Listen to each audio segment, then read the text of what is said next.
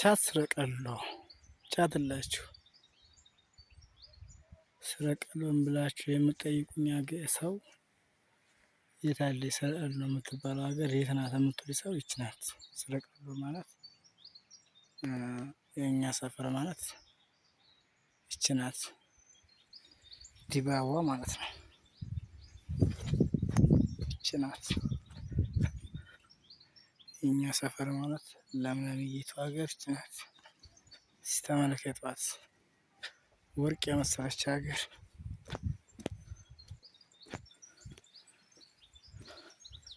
አሁን ይሄ እንግዲህ በጋ ነው።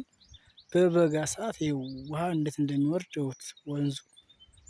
አሁን በዚህ ሰዓት በጋ ሰዓት ነው። ይሄው እንደምታዩት ምድር ሁሉ መንጭቶ ይሄን ይመስላል ማለት ነው። እና ማሻአላህ ነው። በዚህ ሰዓት ተመልከቱት፣ ይኸው ውሃው ማለት ነው። ይኸው አሁን በጋ ነው መንጭቶ እንግዲህ ይኸው እንደምታዩት ክረምት ነው የሚመስለው። አሁን ያለው እንግዲህ ወቅቱን ታውቁታላችሁ። ገና ቢያንስ ለክረምት 4 ወር ምናምን አለ። ግን በዚህ ሰዓት ምድሩ መንጭቶ ይኸው እንደምታዩት የምድሩ መንጭቷል ማለት ነው።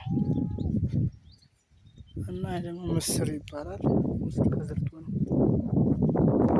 የበላጊ ምስር ዘርተው፣ ይሄ የበላጊ ምስር ነው ማለት ነው። ይህን ይመስላል። ገብስ፣ ምስር። ይሄ የምታዩት ሰፈር እንግዲህ ያሰኑን ዝርያ ይባላል። አጠቃላይ የምታዩት ሰፈር ያሰኑን ዝርያ የሚባለው ይሄ ማለት ነው።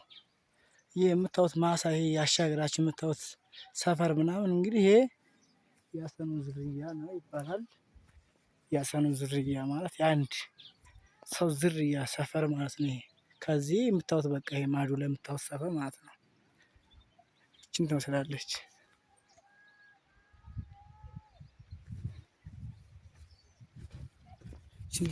ስረቀሎ ማሻአላህ። ውሃ ይች ናት። እዚህ ቧንቧ አለችን። ተሻግሮ ደግሞ ከዚህ ከወንዝ ወደ ማዶ ያለውን ሀገር አስጎመያቸዋለሁ። ይሄ ጉርዬ ይባላል። ከወንዝ ወዲህ ማዶ ነው። ወንዝ ለሁለት ይከፍለናል ማለት ነው። ይህን ትመስላለች የኛ ሀገር ማለት ነው። ወርቅ የመሰለች ሀገር።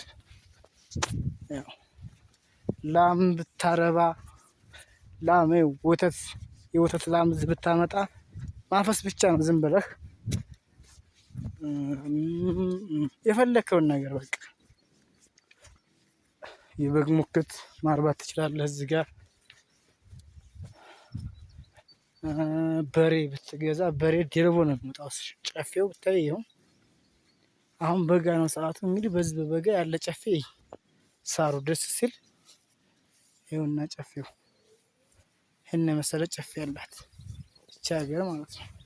ይኸውልህ ሳሩ ተበልቶ አይዘለቅም አልኩ። ማሻአላህ ሳር ይሄን ይመስላል። ይኸውና ሳሩ ማሻአላህ ይሄን የመሰለ ጨፌያችን፣ ይኸው ጨፌው ማለት ነው።